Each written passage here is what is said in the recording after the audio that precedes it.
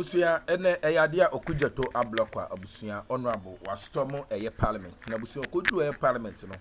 Na che say hu kese pa na abusuya abo MPP the minority in Parliament. Hu kese pa na abo mo adi enti na hu kese ahye nkofo iso. We dey ma meka sama pese ekone kwete ne course Parliament na se bia na bo modern na ya kire ya adwen e comment section. How da so be media GH abusuya me fasa kwanya we so. Emma official pa bo modern subscribe my notification bell no so for podcast update. Yetie ne course Parliament abra Okudzeto Ablakwa abusuya Storm Parliament chese yemhihie pa na chese the minority enye easier chese na enye easy more Parliament wo de yetie ne course Today we bring you another banger that happened in Parliament, and I don't know why the MPP on the other hand fear to see Ablakwa in Parliament. Upon storming Parliament today and their reaction tally is another thing to talk about. And I don't know, because of his factual evidence that he always provided. I leave that to you to judge. And without my time wasting, I would like you to join me listening to what he came to do in Parliament and how the MPP or the minority on the other side fears to see and feeling uncomfortable within them, especially the minority leader, Apenyo Markin. That time wasting, join me, dive more into it.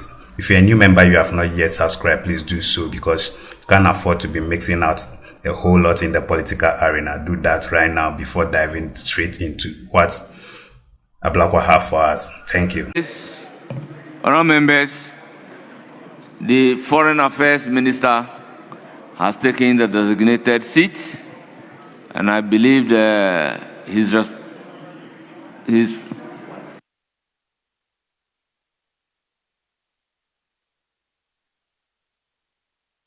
report on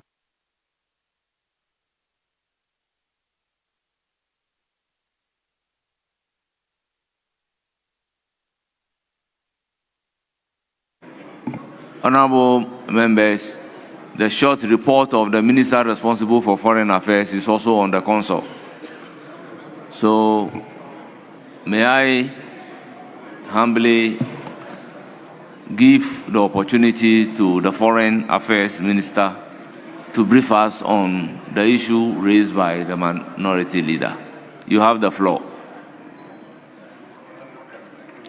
Honourable members, can we all listen to the Foreign Affairs Minister in silence? Right Honourable Speaker, honourable members of this august House, I have the honor to appear before you to present a statement on humanitarian assistance extended by the Republic of Ghana to sister nations since 7 January 2025, pursuant to the foreign policy direction of His Excellency President John Dramani Mahama, and in accordance with Ghana's long-standing diplomatic tradition of compassion, solidarity, international responsibility, and South-South cooperation.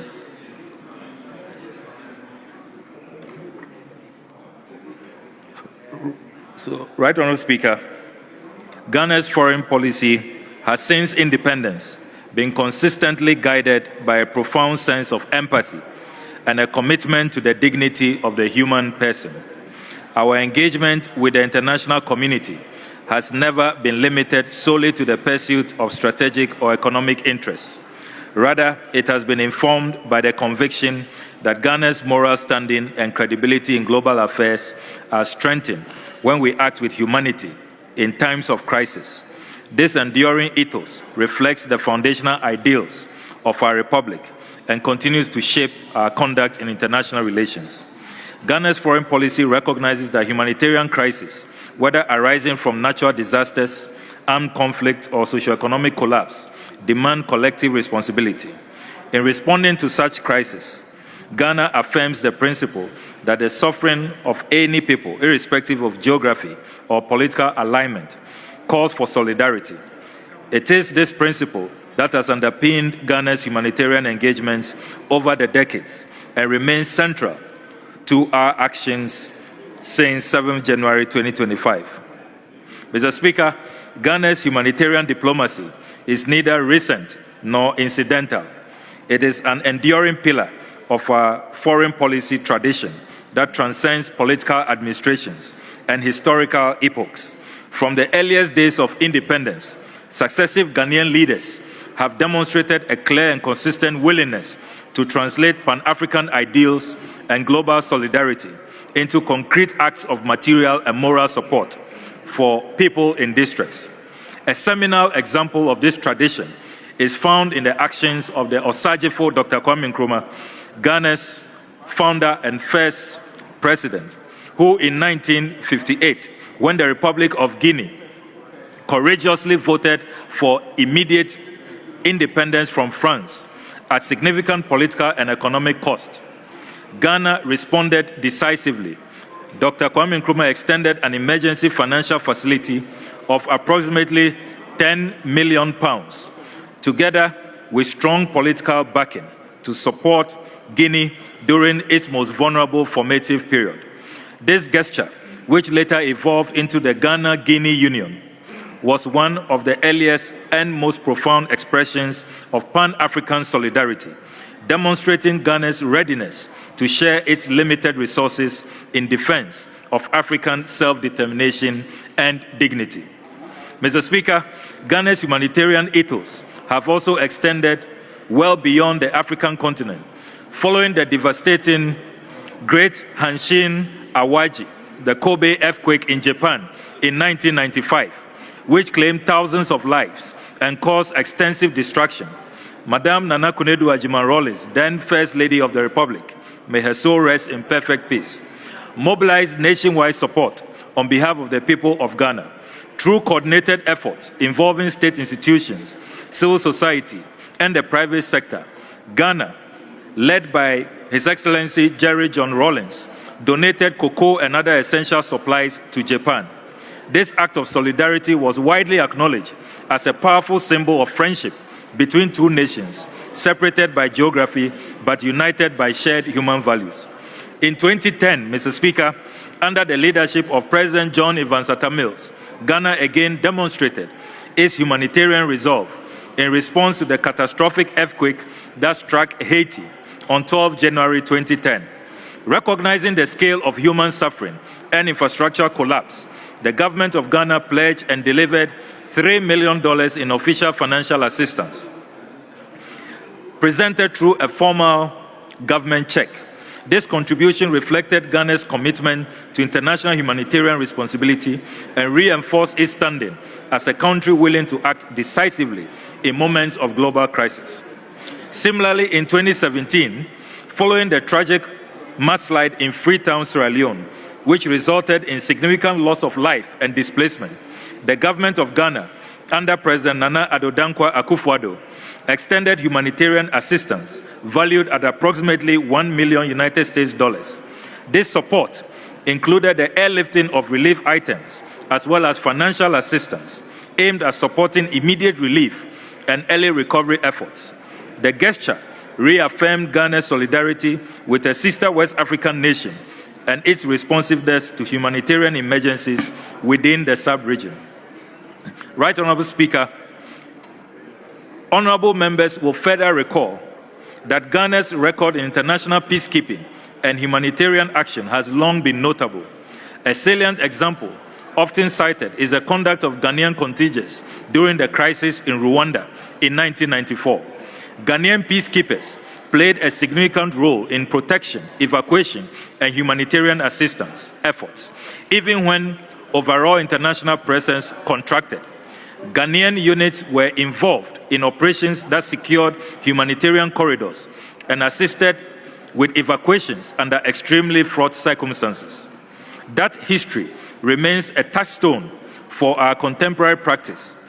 The choice to act in defense of life and dignity, even when doing so entails risk to personal and material resources.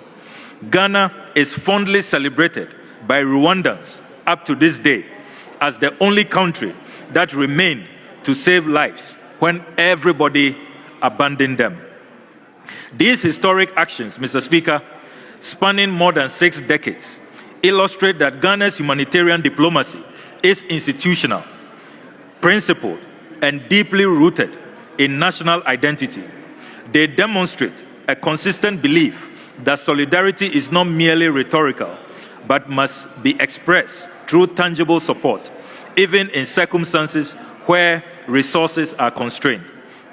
Right Honourable Speaker, it is within this proud and unbroken tradition that Ghana's humanitarian assistance and technical support, extended since 7 January 2025, must be understood. Our actions today are not departures from precedent. They are continuations of a legacy of compassion, leadership, and responsibility that has defined Ghana's engagement in the Committee of Nations. Since 7 January 2025, and in particular through the humanitarian initiative launched by His Excellency John Dramani Mahama, the President of the Republic, on 7 November 2025, the government of Ghana extended material assistance to 3 countries that have experienced acute humanitarian need: Jamaica, Cuba, and the Republic of Sudan.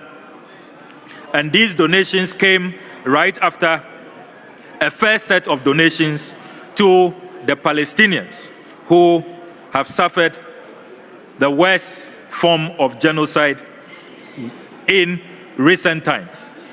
The President presented relief items to representatives of the 3 countries at the presidency, an act that conveyed the solidarity of the Ghanaian people with affected populations and that sought to complement international relief efforts.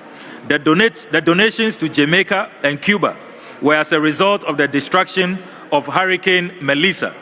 And those of you who have followed the devastation of Hurricane Melissa, you found out that over 40 people have died in Jamaica, and analysts say that the devastation is valued at $8.8 billion United States dollars. Mr. Speaker, in Sudan, we have seen that the conflict has gotten out of control and thousands have been displaced. And once again, as a country that believes in reaching out and extending solidarity to our fellow Africans, we decided to make a donation to the good people of Sudan. The aggregate value of relief items presented by the government of Ghana is estimated at 10 million Ghana cedis. This donation was explicitly apportioned for distribution in the ratio of 50% to Jamaica, 30% to Cuba, and 20% to Sudan, reflecting the immediate and pressing needs identified in the respective contexts. The detailed catalogue of donated supplies and partner contributions include foodstuffs and nutritional supplies, 2,400 bags of made-in-Ghana rice produced here, 540 bags of sugar, 100 cartons of fortified Gari mix. These items were selected to address immediate household food needs and to supplement local relief distributions in the early emergency phase. We also supplied health and medical supplies, including 377 boxes of assorted medication, comprising basic essential drugs and first-line medical supplies to support emergency clinics and mobile health units, and to replenish stocks in facilities overwhelmed by displaced populations. The exact medical items were assembled in consultation with public health experts and our medical donors to ensure suitability for the recipient context. Shelter and household items included 500 mattresses, 500 pillows to improve living conditions in temporary shelters, 50,000 T-shirts, and assorted clothing items for displaced persons and vulnerable households. We also donated water, sanitation, and hygiene equipment, including 20 units of 500-liter water storage tanks, 20 hand washing stations, 10 emergency portable toilets, all intended to reduce the immediate wash risks, limit disease transmission, and facilitate basic sanitary services in shelter areas. Additional consignments, Mr. Speaker, and goodwill items include 3 20-foot containers of assorted Ghanaian products, including our famous cocoa and golden tree chocolates, which are as you know, brands very much sought after beyond the shores of this country.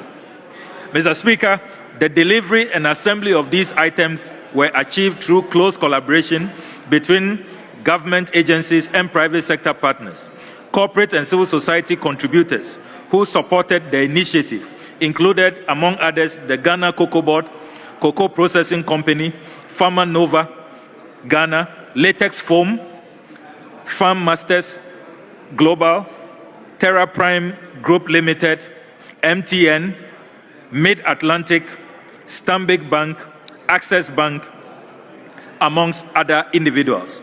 Their participation supplemented government resources and enabled a more comprehensive relief package to be presented in a timely manner. So, Mr. Speaker, the selection of the items reflect rapid needs assessments conducted by the Ministry of Foreign Affairs in consultation with recipient diplomatic missions, multilateral humanitarian agencies, and sector specialists. Priority was given to items that, 1, meet immediate survival and health needs, such as food, water, medicine. 2, support short-term shelter and basic households comfort, such as the mattresses, clothing, and pillows we provided. And 3, reducing public health risks, such as the wash facilities that we supply. The distribution on the ground, Mr. Speaker, was entrusted to the recipient governments and, where appropriate, to recognize humanitarian implementing partners able to manage logistics and ensure that the goods would reach priority groups. The Ministry of Foreign Affairs and the Ghanaian diplomatic missions involved requested distribution plans and periodic utilization reports from recipient authorities to enhance transparency and to ensure that the intended beneficiaries receive the assistance. The humanitarian initiative, Mr. Speaker, was coordinated at the highest level. The Presidency and the Ministry of Foreign Affairs initiated a gesture and worked closely to assemble, package, and dispatch the items. Logistical arrangements for collection, packaging, and temporary storage were carried out through a combination of government warehouses and partner facilities, while the Ministry ensured that diplomatic clearances, customs documentation, and transport protocols were addressed in advance to minimize delays at ports of exit.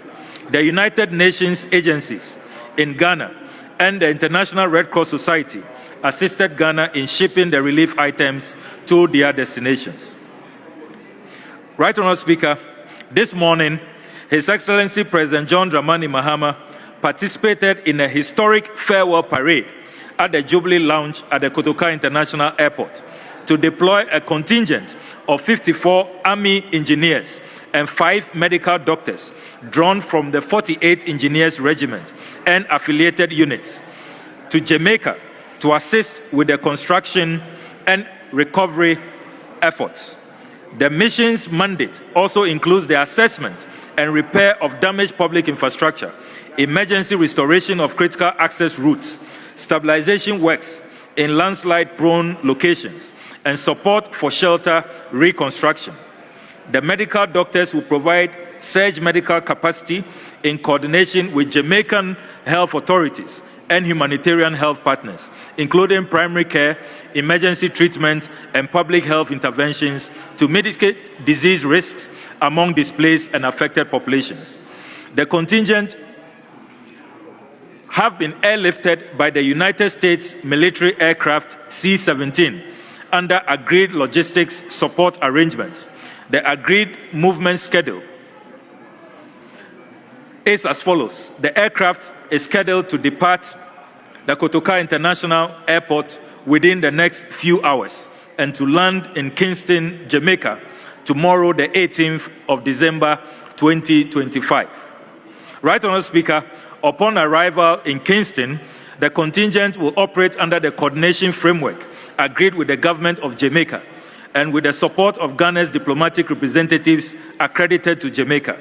Operational reception will be conducted by Jamaican authorities and will include clearance processes, customs facilitation for equipment, and assignment of areas of operation in consultation with local, municipal, and emergency management authorities. The Ministry of Foreign Affairs, together with the Ministry of Defense, will maintain situational awareness and provide diplomatic and logistical support to the contingent throughout its mission.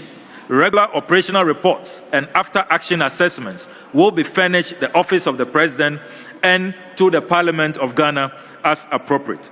Right Honourable Speaker, at this juncture, I would like to express our profound gratitude to President Donald Trump, the government and the people of the United States of America for providing the C-17 special aircraft to transport our gallant troops, medical staff, and the logistics, which include tents, refrigerators, generators, rations, amongst others, to Kingston, Jamaica. This is yet another demonstration of the great relations between Ghana and the United States of America. Ghana and the United States of America's partnership is definitely good for humanity. I wish to offer special gratitude to our gallant soldiers. The annals of Ghana's history will reflect their sacrifice and their service to Ghana, to Jamaica, and to humanity. They indeed make us proud, and all patriotic Ghanaians feel very, very proud that this is indeed Kwame Nkrumah's Ghana, and indeed we are making the black race proud. Right Honourable Speaker, honourable members of this august House, these enhanced and consequential humanitarian gestures were deliberate expressions of Ghana's diplomatic identity and values. In a global environment marked by increasing humanitarian needs and diminishing international attention, Ghana's actions carry significant moral and diplomatic weight. They signal Ghana's refusal to be indifferent to suffering and its determination to remain a responsible and compassionate actor on the international stage. Such actions also serve to strengthen our bilateral relations, reinforce mutual trust, and enhance Ghana's standing within multilateral fora. By aligning humanitarian assistance with diplomatic engagement, Ghana demonstrates its foreign policy is both principled and pragmatic. It's rooted in values of empathy, solidarity, brotherhood, and compassion, while being attentive to global realities. Right Honourable Speaker, as humanitarian crises continue to challenge the international community, Ghana remains resolute in its commitment to act where it can to make a meaningful difference. The Ministry of Foreign Affairs will continue to work towards strengthening Ghana's capacity for timely humanitarian response, deepening partnerships with international and regional actors, and ensuring that solidarity remains a defining feature of our foreign policy. Right Honourable Speaker, honourable members, Ghana's humanitarian assistance since 7 January 2025 reflects who we are as a nation: principled, humane, caring, and responsible. In extending support to Palestine, to Cuba, to Jamaica, and to Sudan, Ghana has reaffirmed its belief that solidarity is not optional and that empathy is an essential instrument of diplomacy. Right Honourable Speaker, Ghana's foreign policy will be defined by not how much we can take from others, but by how much we can share with others. I express my gratitude for the continued support of Parliament in advancing a foreign policy that upholds Ghana's values and responsibilities in the Committee of Nations. I thank you very much, Mr. Speaker. Honourable members, that is the statement from the Minister responsible for Foreign Affairs. Leadership should guide me as to the number of comments we should take. 3 plus leadership. Speaker, there's an agreement. So 3 from each side, leadership in addition, making it 4 on each side. So 4 on each side. 3, leadership. Very well. I will now welcome comments. and the comment must be briefed and must not breach the rules. Yes, Honorable Samuel Abujinapo, you have the floor. Thank you very much, Right Honorable Speaker. Mr. Speaker, let me thank the Honorable Minister for Foreign Affairs for making this statement and updating the House on happenings relating to foreign policy. So, Speaker, there are two fundamental points which come out of the statement the Minister made.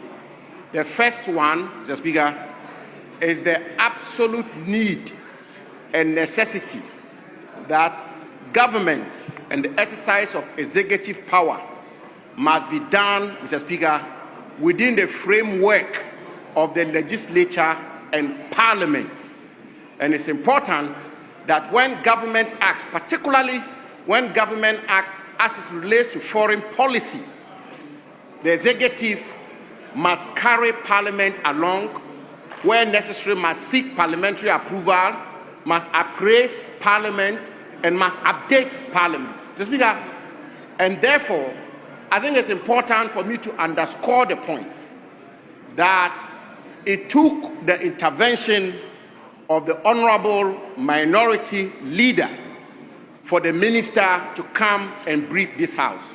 And Mr. Speaker, as ranking member for Foreign Affairs, I think Hansa should capture and I should put on record that the Minister for Foreign Affairs, the Honorable Minister for Foreign Affairs, can do better in terms of parliamentary engagement. The Speaker, including in particular the Committee on Foreign Affairs. The Speaker, the Minister is a senior member of this House, and the Minister should know that when it comes to the conduct of our foreign policy, Mr. Speaker, he commends President Trump and the United States. President Trump cannot take any major, fundamental, definitive foreign policy action without briefing Congress and briefing the Committee of Congress on Foreign Relations. The Prime Minister of Britain cannot do that. Mr. Speaker, so yes, Ghana's government is being at the forefront of humanitarian gestures across the world. But I think the important point the Minister should take from this House is that the Minister should make it a point to carry Parliament with him in the conduct of his business, first at the committee level and second at the plenary. It should not take the intervention of the minority leader for the Minister to come and brief this House on such fundamental, important decisions of the executive and government when it relates to foreign policy. He says, President...